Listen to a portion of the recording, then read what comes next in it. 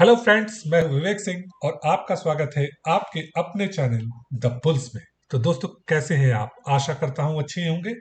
तो चलिए दोस्तों, अपने इस वीडियो को आगे बढ़ाते हैं और बात करते हैं आज के सत्र में बंधन बैंक की, और जानने की कोशिश करते हैं कि बंधन बैंक में क्या रुझान हमें नजर आ रहा है।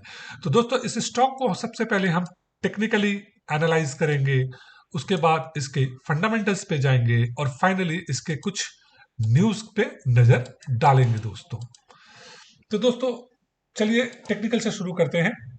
सबसे पहले देखते हैं कि लंबी अवधि में इसमें क्या रुझान नजर आ रहा है। तो जैसा कि हम देख सकते हैं कि बंधन बैंक का हाई जो है वो 730 के आसपास हुआ करता था, और पिछले 4 सालों में ये वहां से गिरते गिरते गिरते गिरते फाइनली अभी 195 के पास आ चुका है दोस्तों। आप देख सकते हैं 195.05। तो अब यहां से आगे क्या रुझान नजर आ रहा है और क्यों मैं इस स्टॉक के बारे में आज बात कर रहा हूं। तो दोस्तों, इसका जो सबसे बड़ा इंपॉर्टेंट पॉइंट है टेक्निकल चार्ट पे, इसमें मुझे आरएसआई पे डाइवर्जेंस नजर आया है। तो आरएसआई डाइवर्जेंस कहने का मतलब यह है दोस्तों कि जब जिस अवधि में इसका प्राइस नीचे की तरफ आ रहा था, उसी अवधि में अगर आप इस लाइन को देखें, इस ट्रेंड लाइन को देखें, तो इसका आरएसआई जो है नीचे से ऊपर की तरफ जा रहा है दोस्तों। तो जब प्राइस नीचे की तरफ आ रहा हो और आरएसआई ऊपर की तरफ जा रहा हो, तो ऐसी परिस्थिति को आरएसआई डाइवर्जेंस कहते हैं।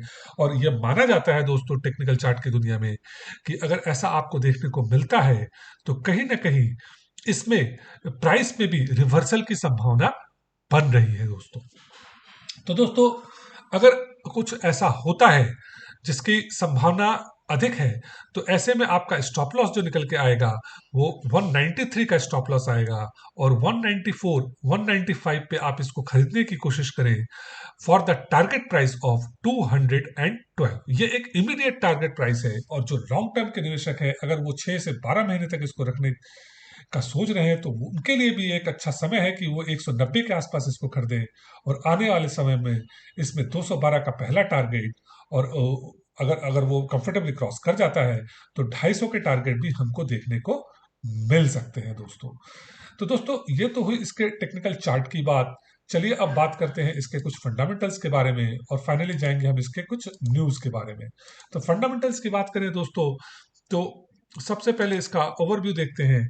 तो ये एक मिड कैप कंपनी है जिसका मार्केट कैप 31,420 करोड़ का है दोस्तों। अगर एनालिस्ट्स की बात करें, फोरकास्ट एंड रेटिंग्स की बात करें, तो 25 एनालिस्ट इस पे अपनी राय व्यक्त कर रहे हैं, जिसमें 80% एनालिस्ट इसमें पॉजिटिव राय व्यक्त कर रहे हैं दोस्तों। अगर हम बात करें इसके पीई की, तो अगर हम दूसरे बैंकों का पीई देखें, तो एचडीएफसी का 23.88 का है, आईसीआईसीआई का 22 का, कोटक का 23.8 का, और एक्सिस का 31 का है। वेयर एज अगर आप इस बैंक का पी देखेंगे तो ये 14-15 के आसपास नजर आता है दोस्तों। अब जो दूसरा इसका इंपॉर्टेंट पॉइंट है वह है होल्डिंग। जानने की कोशिश करते हैं कि होल्डिंग्स में क्या नजर आ रहा है। तो दोस्तों, आप देख सकते हैं सबसे पहले कि प्रमोटर्स की होल्डिंग हमेशा से कांस्टेंट है, उन्होंने न खरीदा है न बेचा है। म्यूचुअल फंड्स की होल्डिंग को देखें तो वो लास्ट 3 क्वार्टर से अपनी होल्डिंग धीरे धीरे करके बढ़ाए जा रहे हैं। तो ये मानना है मेरा दोस्तों, पर्सनल मानना है कि अगर म्यूचुअल फंड्स किसी में अपनी होल्डिंग्स बढ़ाते हैं तो कहीं ना कहीं वो फंडामेंटली उसको ढंग से एनालाइज करते हैं, हमसे आपसे शायद अच्छी तरह एनालाइज करते हैं, तभी उसमें अपने अपने कस्टमर्स का पैसा लगाते हैं दोस्तों। तो यहाँ पे देख सकते हैं आप कि increased mutual fund holding in last 3 months, mutual fund holding of the company has increased by 1.14%। तो इसके अलावा अगर आप बात करें इसके कुछ न्यूज की, तो न्यूज में इसमें कुछ खास न्यूज नजर नहीं आ रहा, एक्सेप्ट कि इनका जो सीएफओ है राजीव मंत्री को अपॉइंट किया गया है। और अब राजीव मंत्री जहां तक खबरों का सवाल है, तो ये रूरल एरियाज में अपने बैंकिंग की गतिविधियां और ज्यादा बढ़ाना चाहते हैं, और आने वाले समय में इसमें जो रिवर्सल के साइन है, इसके इसके जो फाइनेंशियल सिचुएशंस हैं उसके में रिवर्सल्स के साइन नजर आते हैं दोस्तों। तो आइए अब बात करते हैं फाइनली इसके इसके न्यूज के बारे में। तो नॉट संजीव भसीन लीस्ट की द राय जानने मोस्ट की हेटेड कोशिश करते स्टॉक इज बंधन बैंक। कल मैं कुछ लोगों से वहां पे मिला बंधन बैंक में, उनकी आज की डेट में 3.2 करोड़ कस्टमर्स हैं, ग्रोइंग एट 15 लाख। यस, अनकोलैटरलाइज को कोलैटराइज करने में उनको 1-1.5 साल लगा है। एसेट क्वालिटी इज इंप्रूविंग, और आपको पता है इतने अकाउंट मैनेज करने में कुछ ना कुछ 19-20 आएगा जिसके ऊपर रेगुलेटर की नजर थी, which has come to be a cropper. उनका कहना है कि their NIMs are going to be the fastest rising, asset quality is improving and CASA is improving.